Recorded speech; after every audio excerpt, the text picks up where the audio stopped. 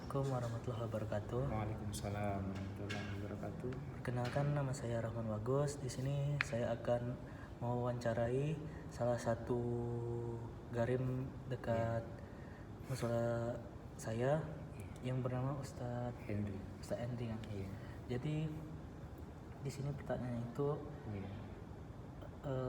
definisi sukses menurut Ustadz itu kayak mana? Bismillahirrahmanirrahim. Segala puji bagi Allah Subhanahu wa taala.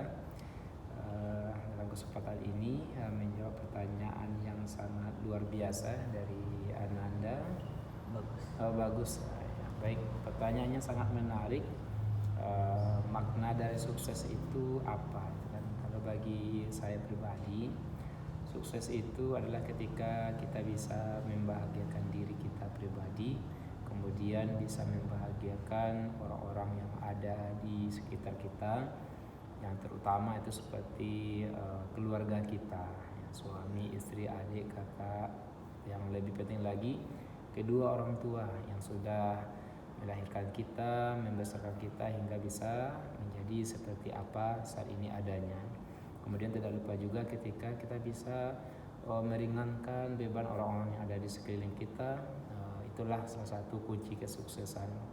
Karena banyak orang-orang di luar sana, mereka diamanahkan harta yang mungkin dibilang banyak, cuma mereka hanya untuk kebahagiaan mereka dan keluarga mereka saja, lupa mungkin berbagi dengan tetangga sekitar atau orang-orang yang membutuhkan. Kita bukan menafikan orang tersebut bukan orang sukses. Iya, mereka itulah orang-orang sukses, tapi sukses hanya masih ruang lingkup keluarga kecil. Bagi pribadi, kesuksesan itu kalau bisa kita sudah di masa depan menjadi orang yang serba cukup, di mana kita bisa membahagiakan diri kita dan juga keluarga terdekat dan lingkungan sekitar. Mungkin itu jawaban definisi sukses bagi saya. Oke.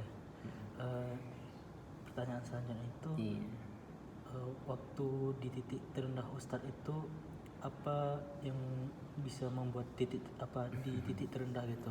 Kayak ini kan Ustadz sukses gitu kan, kayak Ustadz kan sekarang sukses itu udah hafal 30 juz gitu kan. Masya Allah kan. Nah, kalau dulu waktu sebelum Ustadz hafal 30 juz itu, di titik terendah itu apa yang Ustadz lakukan dan apa yang Ustadz Betul, terima kasih ya pertanyaan. Kalau tadi menjelaskan dari sisi materi, sukses dari sisi keduniawian, sekarang lebih menjurus dari ke sisi keruhanian, di mana di sisi keagamaan memang benar yang disampaikan tadi, sukses itu ada dua aspek. Pertama di sisi sukses dunia, tentu dengan memiliki semua apa yang kita inginkan. Dan juga benar apa yang disampaikan tadi, salah satu sukses itu bagaimana kita memiliki keilmuan mungkin yang tak semua orang bisa, itu kan. Memang sedikit cerita tentang bagaimana bisa seperti sekarang itu tidak instan, tidak semudah membalik telapak tangan, di mana jujur saja dahulu ketika di kampung itu kan belajarnya di MDA namanya, dari sekolah MDA, pulang sekolah SD lanjut ke MDA. Namanya kalau di kampung itu kan kita belajar itu kan seadanya dan apa adanya, kan. Sehingga ketika tamat SD itu kita hanya bisa baca Quran saja kan, belum sampai ke tingkat menghafal gitu. Nah, lanjut ke pesantren pun selama kurang lebih 6 tahun juga kita lebih banyak diarahkan ke membaca kitab, membaguskan bacaan, belum terlalu kepada hafalan-hafalan itu. Nah, hafalan ini ketika tamat pesantren itu masuk kuliah, nah di sana jumpalah teman-teman yang dari berbagai daerah, berbagai suku. Di sanalah kita merasa diri kita ini belum apa-apanya dibandingkan teman-teman yang sama-sama awal masuk kuliah tersebut. Nah, di sanalah titik awal, titik terendah merasa diri ini masih banyak kekurangan. Karena kan kawan tuh sudah hafalnya banyak ya, ada yang 10 juz, 20 juz, bahkan ada yang hafalnya 30 juz, itu juga banyak kan. Sementara kita tamat pesantren namanya 6 tahun di sana, hafalannya masih seadanya gitu kan. Jadi berawal dari rasa malu itulah kita mulai membaca diri kan. Nah, kita ini mau jadi apa nantinya. Kemudian Allah beri kita kesempatan untuk menimba ilmu. Kemudian Allah pertemukan kita dengan orang-orang yang hebat-hebat dari segi hafalannya. Tentu tidak hal yang kebetulan. Pasti ada maksud dan tujuan kenapa Allah pertemukan kita. Nah, di situlah coba merenung. Nampaknya ini memang harus ada perubahan dari diri. Dan situlah titik awal mulai untuk berusaha memfokuskan menambah hafalan. Memang tidak mudah kan. Awalnya dapat, lupa lagi, dapat ya. Kita menghafalnya di usia-usia kuliah, bukan di usia-usia pesantren yang otaknya masih segar-segar begitu. Cuma itu tadi, karena niat itu memang kita ikhlas karena Allah. Iri dengan keilmuan teman, dengan keilmuan itu kan tidak ada masalah kan. Malah iri yang dianjurkan oleh Rasulullah itulah iri dengan keilmuan orang-orang yang lebih tinggi dari kita. Maka semangat itulah dibantu oleh bimbingan orang tua, dibantu oleh bimbingan teman-teman. Di sanalah proses merubah sesuatu yang awalnya mustahil, alhamdulillah menjadi nyata itu. Mungkin itu untuk jawabannya tadi.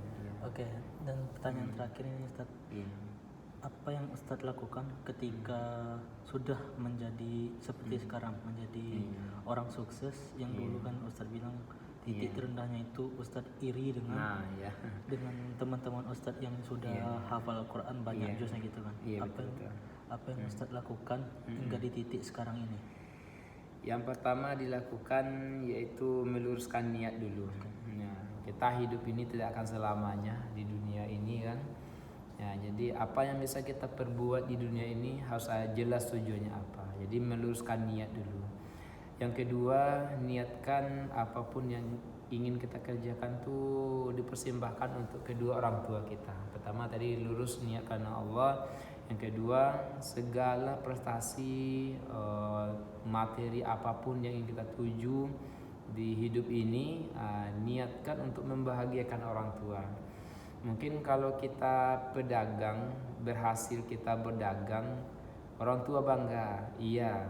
Tapi ada yang bisa membuat orang tua itu lebih bangga ke kita, dimana ketika anak yang beliau besarkan dari kecil memiliki keilmuan di sisi agama, dalam hal ini dalam bidang hafalan. Itulah salah satu hal yang mungkin seluruh orang tua mengharapkan, tapi tak semua orang tua memiliki itu. Karena orang tua yang tahu agama, dia mengharapkan anaknya itu nanti kelak di hari akhirat itu bisa menyelamatkan dia. Mungkin orang tua kita karena sibuk mencari nafkah untuk kita, terlalaikan ibadahnya, terlalaikan kewajiban-kewajibannya. Nah, salah satu harapannya mungkin nanti adalah dengan jadinya kita anak yang memiliki kemampuan di bidang agama, mampu nanti membawa orang tua kita, menyelamatkan orang tua kita dari yang tadinya mungkin mau masuk neraka lantaran asbab kita nggak jadi begitu. Jadi itu salah satu trik yang kedua itu. Jadi yang kita lakukan tuh untuk membahagiakan orang tua lah dulu yang pertama kan.